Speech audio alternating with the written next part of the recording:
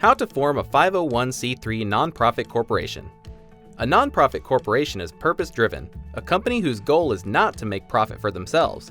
Typically, they are an organization that wants to make money in order to help further a social cause or provide a public benefit. Let's get you started on the right path to forming a nonprofit corporation in Wyoming.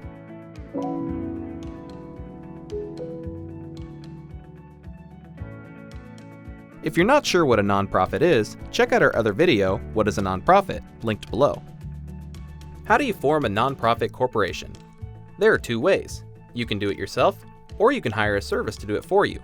Let's take a look at both options and help you decide how to go about forming your own nonprofit corporation. Option 1. Do it yourself. If you want to save money, you can form a nonprofit corporation on your own. Let's take a look at the 6 steps to forming a nonprofit corporation on your own. 1. Choose and secure your nonprofit's name. The name you select for your nonprofit will establish its brand. It's the first thing most people will learn about your organization. It's important to pick a name that both aligns with your mission and follows the rules of naming guidelines in Wyoming. You'll need to check Wyoming's specific naming requirements, but in general, follow these rules when choosing a name. The name you pick for your organization should not include any words or terms that could be considered grossly offensive or misleading. The name must be distinct from that of any other corporation in Wyoming. For more information on what makes a name distinct, check out our other video, How to Name Your Business in Wyoming, linked below. Once you have a name selected, do a name search to make sure it's available in Wyoming. After doing a Wyoming name search, you'll want to do a domain search to see if your name is available as a URL. Even if you don't plan on making a website today, you may want to secure the URL so someone else doesn't take it. 2. Appoint a registered agent. The registered agent can be an individual in the company, including yourself, or you can hire a professional service authorized to do business in Wyoming. They will send and receive legal papers on your behalf. These documents include official correspondence, like legal summons and document filings, which your registered agent will receive and forward to you. Your registered agent will also help remind you to file the necessary reports. Failure to properly maintain your nonprofit can result in fines and dissolution, so this assistance is valuable. 3. Select directors and officers. Your nonprofit corporation will be made up of some number of directors and officers. The directors of a nonprofit are responsible for overseeing the operations of the organization. Together, they form the board of directors. The power and influence of the directors over the organization comes from them as a board. The directors themselves do not have any authority as individuals. The board typically creates the policies that govern the nonprofit. They also oversee management-level hiring, such as the company officers. The officers of a nonprofit, such as the president or secretary, are individuals with responsibilities and the authority to execute based on their job description. Together, the officers on the board will come together to make up the organizational structure of your nonprofit. An officer may also be on the board of directors and serve both roles if allowed to do so by the organizational bylaws, which we will discuss later. If your organization plans to apply for 501c3 status for federal tax exemptions, it must elect at least 3 directors not related to each other, a president, a secretary, and a treasurer. 4. File the Articles of Incorporation. To form a nonprofit corporation, you will need to file official papers with Wyoming. In Wyoming, this is called the Articles of Incorporation. Some possible information in the Articles of Incorporation you may have to include is entity name, entity type, registered agent and registered office, mailing address, principal office, membership, dissolution, purpose, incorporator, and execution. For more information on the sections of Wyoming's Articles of Incorporation, check out our page linked below. 5. Operating procedures and housekeeping. Once your nonprofit corporation has been formed, you'll want to start getting the structure of it together and determine how your nonprofit will be run, starting with the bylaws and conflict of interest policy. Your bylaws are the rules that determine how your organization will be governed and run. You can think about it as a constitution for your nonprofit. It makes the rules and priorities clear for everyone involved.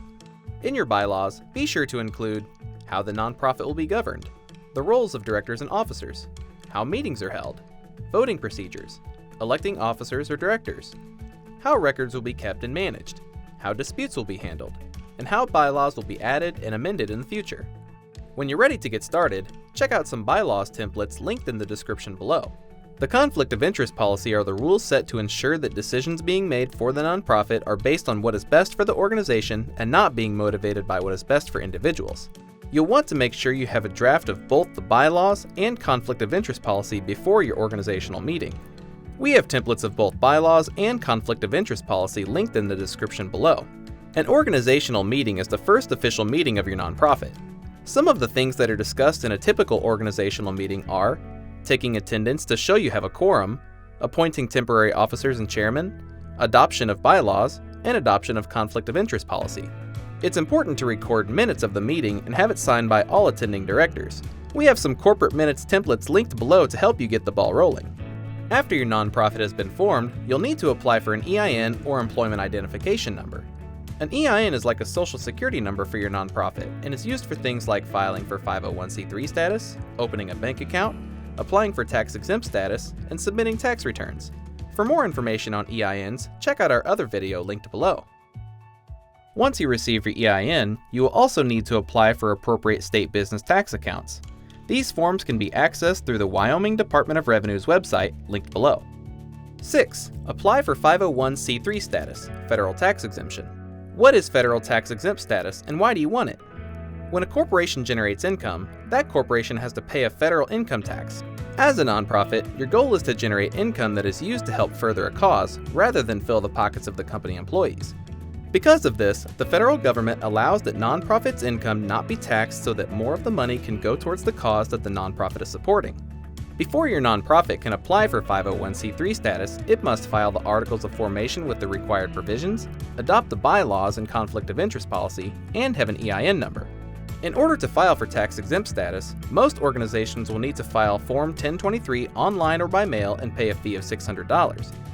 If your organization's annual gross receipts are below $50,000, then you may be able to file Form 1023-EZ with a fee of $275. You can check your eligibility with the link in the description below. You will not need to apply for state tax exemption because the state of Wyoming does not levy a corporate income tax. Option 2. The second way to form a nonprofit is to hire a professional service to create your nonprofit for you. Hiring a professional service to file your forms and act as your registered agent for the nonprofit will cost you an additional $50 to $150.